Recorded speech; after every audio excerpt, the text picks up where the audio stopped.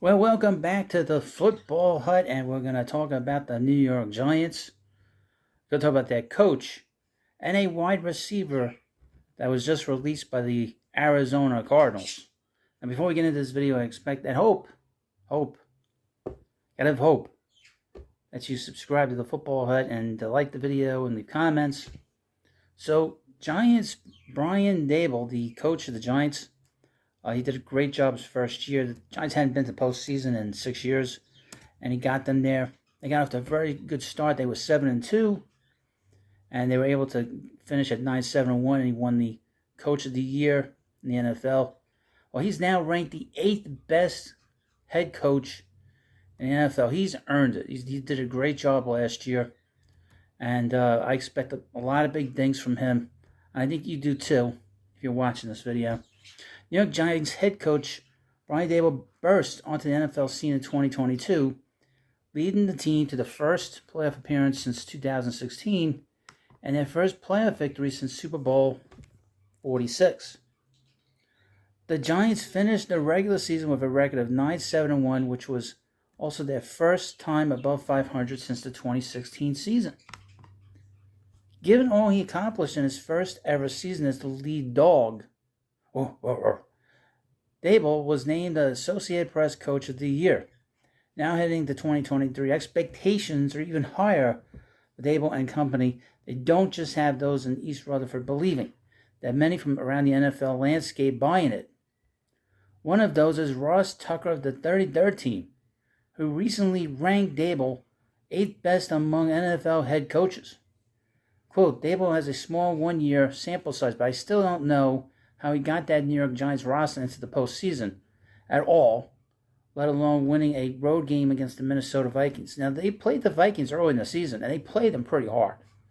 Now, they lost that game on the road, but they showed that they could play with the Vikings. As you know, they got Jefferson, he's the best wide receiver in football. I mentioned a couple of things about the Giants season. They didn't have really much of a running wide receiver core. They had a lot of injuries. They had to bring in Isaiah Hodgins at the end of the year. He was a guy they knew from, he and GM Joe Shane, they knew him from Buffalo.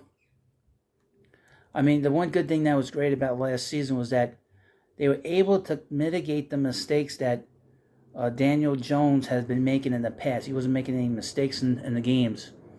And they were very much a pure running team. And Saquon Barkley was great in the first half. Really, the first 10 games he was great, and then he kind of wore down a little bit. The 7 coaches who were ranked ahead of Daboll was Steve McVay, Kyle Shanahan, Nick Sirianni, Sean Payton, Mike Tomlin, Bill Belichick, and Andy Reid. The fact that Daboll is already ranked 8th on Tucker's list is telling. The job he did in 2022 was impressive to even the most biased observer, and certainly to the objective observer. But as co-owner John Mara said this offseason, that praise can evaporate in a hurry. So, obviously, this can happen. They can have a big year, and his Robbie Thompson, as a first-year coach, could disappear. Now, they have a tough schedule. A lot of objective people say that the Giants have a very difficult schedule. 7 of the first 8 games that they can be playing this year in 2023 are on the road. And they finish up with a very hard schedule with 2 games in the last month against the Philadelphia Eagles. And as you know, the Eagles went to the Super Bowl last year, and they're in their division. So we'll have a Christmas game between the Giants and the Eagles. So we'll see how Daboll's able to sort of get this roster to do even better things in 2023. As you know, the Giants also had a very good draft. They drafted 3 players who, right off the bat, they filled needs right away. They needed somebody that was a good corner. They signed and drafted and signed Deontay Banks. They also signed John Michael Schmitz to be the offensive lineman, whose strength is on the run. And, of course, they traded up to get the big wide receiver the little wide receiver from Tennessee, Jalen Hyatt. And they had a very good back end of the draft. They really drafted a lot of players that are probably going to contribute this year. And that'll be fun to watch. Now, as you know, the Giants had a lot of problems with their wide receiver core. They had a lot of injuries. They brought in some guys late in the 2023 season. And one of the things they wanted to do was to be able to give more weapons to quarterback Daniel Jones. One of the things they did, they brought in Darren Waller. They made that big trade with the Raiders. They drafted and signed a draft pick, Jalen Hyatt. Now, a player has popped up that was released by the Arizona Cardinals, and that's DeAndre Hopkins. So what do you think about that? Should the Giants sign this wide receiver? Now, they've done a lot of work in the offseason. Giants did a lot of work in the offseason to fill a lot of the needs that they had, as I said earlier in the video. So on Friday, the Cardinals released wide receiver DeAndre Hopkins after spending most of the offseason attempting to trade him.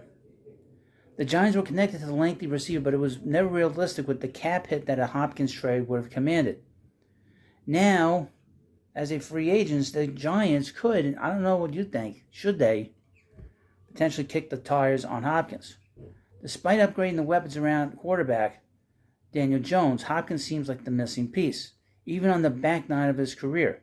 Certainly the addition of tight end Darren Waller. Now, Darren Waller is interesting because as a tight end, he can also play as a wide receiver. So he's got a lot of sort of versatility. He's got versatility up the middle and versatility on the edges. Gives Jones a dynamic target, but adding him to the mix would really move the needle. Hopkins recently posted on his Instagram showing him working out with Saquon Barkley and former Giant Odell Beckham Jr. Hopkins would be perfect for the big blue on the field. However, financially, Joe Shea and the Giants will likely be priced out. If the Giants restructure the contract of Leonard Williams, there may be enough room to add him as Hopkins. But as of right now, it's hard to imagine them making the financials work.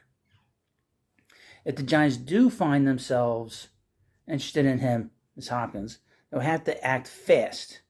There are several teams around the league also looking to add a dynamic wide receiver one to their roster. So what do you think? What do you think? If you're watching this video, what do you think the Giants should do? Should they just bring in more talent and try to figure out what to do with the cap space? Because the Giants obviously have an issue with the cap space. So they're going to have to figure out how to maneuver this.